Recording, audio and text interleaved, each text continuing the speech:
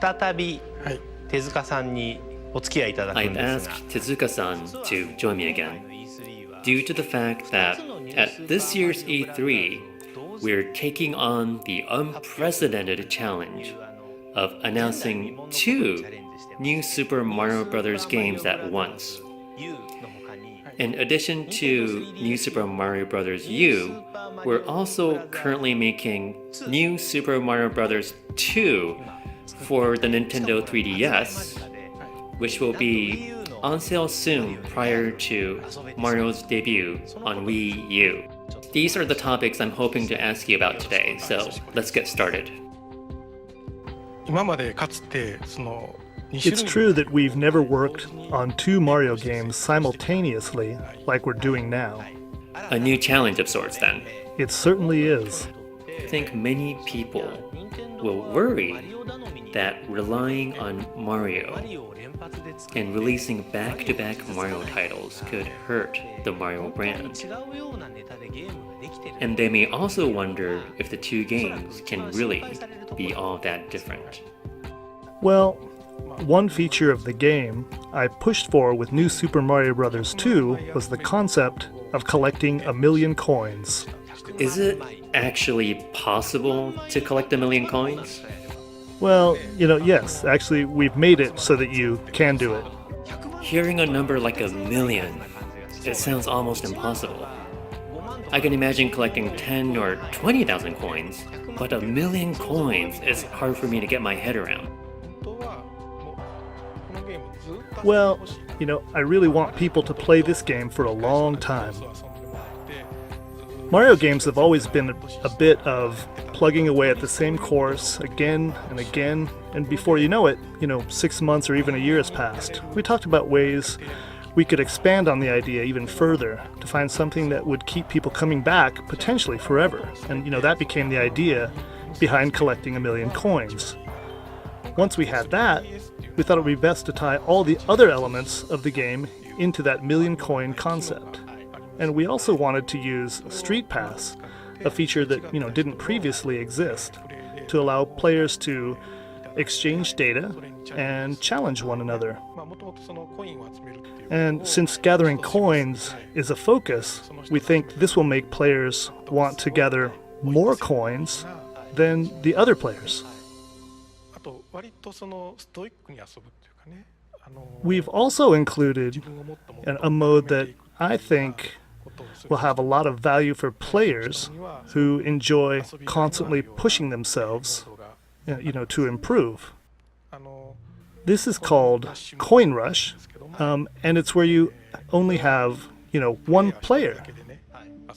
One Mario, right? Oh, that's right, one Mario. And in this mode, making one mistake means game over, right? That's right. There's no room for mistakes. What's more, in this mode you'll play 3 courses chosen at random from courses you've completed in the main game. The goal in this mode is to see if you can clear those 3 courses back to back without losing a Mario. And you don't know which order the 3 courses will appear until you start playing. That's right. Rather than playing through the game normally, then going back a bit to replay past levels, you have to overcome a challenge that's been chosen for you. Once, players get used to the game, I'll think they find this mode really challenging and exciting. So it tests your Mario improv skills in a way. Plus, the fact that a single mistake means game over should keep players on the edge of their seats.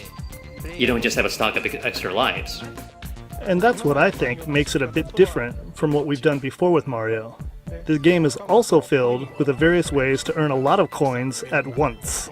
To help you eventually collect 1,000,000 coins. Exactly, and these new effects are pretty hard to miss. They all involve a lot of coins appearing at once, so the game may feel a bit different from previous Mario titles. You've also included a 2-player mode this time, right? Can you talk about that? Well,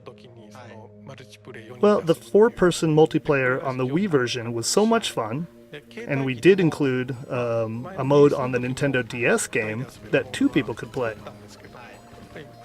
But, having two people play together created a lot of hurdles on the processing side. I've always wanted to create a two-player experience where you would be able to play all the courses together. So this time, we considered the capabilities of the 3DS. You were able to do various things that you couldn't on the original DS. Yep, and we really wanted to do that.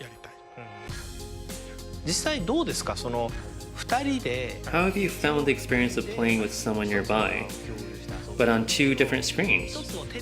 It must be a bit different than gathering everyone around a single TV to play, even if the number of players was the same. It is different, but with this game, the same image is appearing on both 3DS systems. So actually, you are showing an image similar to what people would see on a TV, but on the 3DS. Right, it's more exciting that way. I get it. It's much more fun to be able to see the person you are playing with. If you let players have different screens on their systems, they get separated from each other right away, unless they're really trying not to. How does playing a game with two people on the 3DS actually feel? Is it much different from playing a game on your own? I think so. More than anything, you end up wanting to work together to clear the game as opposed to simply, trying to take each other down. The screen you're playing on, of course, is much smaller than a TV, which can make playing together that much more of a challenge, but you really end up needing to talk and look out for each other as you play. Please give a few words to our fans about the first-time experience of making two Mario games at the same time. Making these games, developing them, has been a lot of fun. It might feel at first like, we're treading familiar ground, but we've made sure to fill them with elements that make the most of the unique features of each hardware.